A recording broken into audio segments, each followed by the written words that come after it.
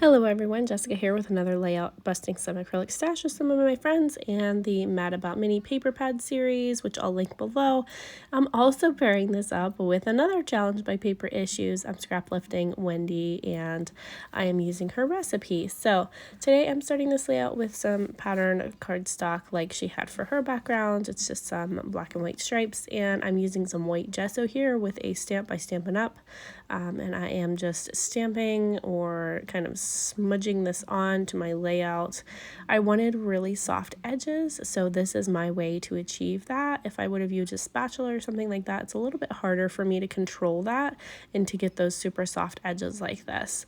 My little guy is sitting beside me here, as you see his hand there, but now it is all dry, so I am good to start adding my mixed media. I'm backing my photos here real quick with some smooth white cardstock and then some black cardstock.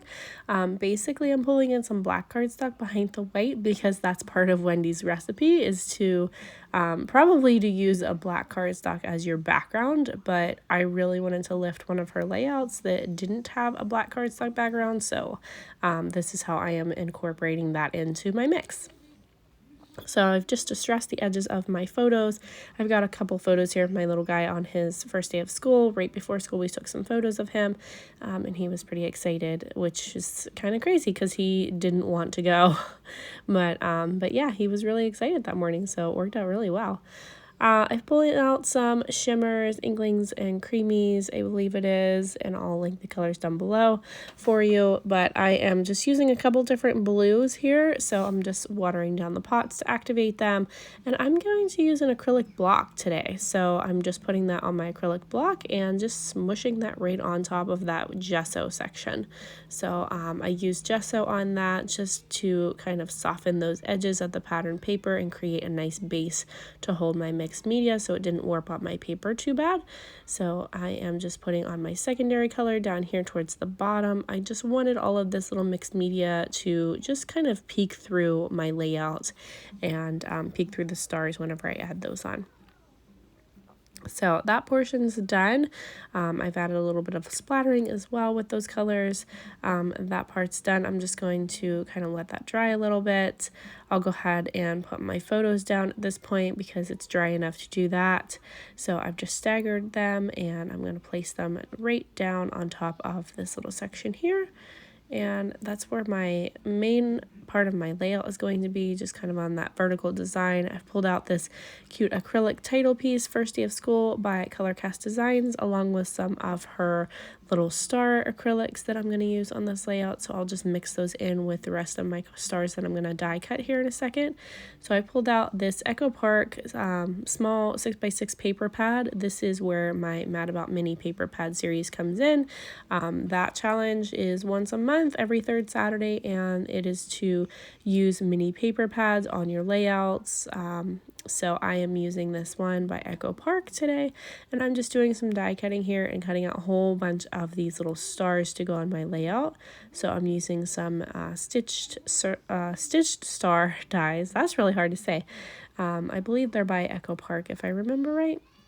So I'm just cutting out a whole bunch of these and all of these little patterns that I've pulled out of my mini paper pad. I think there was 4 total. So I've got them all cut out. I'm going to go ahead and create a little tab like Wendy had at the bottom of her one photo. This is a stamp set by Elle's Studio. I think it's called School Tabs stamp set or something like that. School Tabs? Yeah, School Tabs. So I've just pulled that out. I'm going to stamp kindergarten, and then I'm going to stamp my date on the bottom here as well. So I messed up the first one, so I'm just doing it again, but it's okay. That's the nice thing about having stamps and dies to do this, because you can do that as many times as you need to get it the way that you like it to look. So I'm just going to use my coordinating die to cut that out on my Big Shot real quick, and I have that beside me here. So that's cut out now. I'm going to place it on the right photo. So I'm just sticking that down here with my ATG gun. And then I'm going to start applying all of those beautiful stars that I die cut here.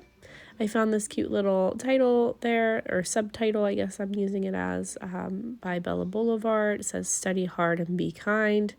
And then I'll just start kind of layering all of these stars on here like Wendy's layout had. She had a lot of pretty stars scattered across her layout, and she had some stenciling in her background, but I did mixed media instead. But I just loved her original layout so much, and I really, really wanted one for my books as well. So, and her kid's super cute too, so, you know, that always makes a nice layout too. So I am just getting all these stars onto my layout, pulling out some of these little stitches that I have. These ones are by Pretty Little Studio. Elle Studio makes some as well, and I'm just going to scatter these onto the layout like Wendy had scattered on hers, and I'm going to scatter all these little acrylic stars, and I'm just tacking everything down with my Nuvo adhesive. So it's a liquid adhesive, it dries clear, it's one of my favorites. And I'm just layering everything up. So it's pretty simple from here on out. I'm going to add some sequins to this one as well to go with Wendy's recipe, and then I'll also throw in some thread to finish up that recipe challenge.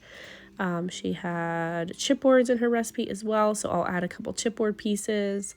And then that's really about it. There's nothing too crazy from here on out. It's just me kind of sticking everything down, popping up a few things with some foam squares, and just scattering everything down on my layout. So I'm going to pop some music in here, and then I will stop back in at the end of the layout to show you the finished result.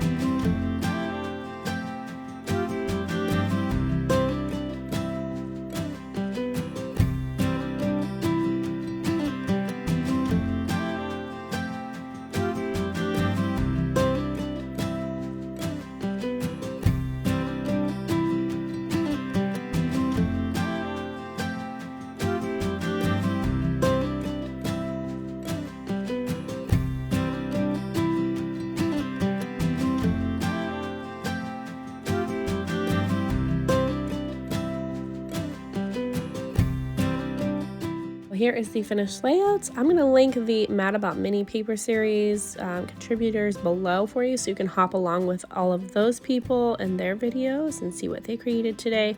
And if you want to play along with this paper issues challenge, you can do that in their Facebook group. So thank you guys so much for being here, and thanks for watching. I hope I've inspired you to create something today.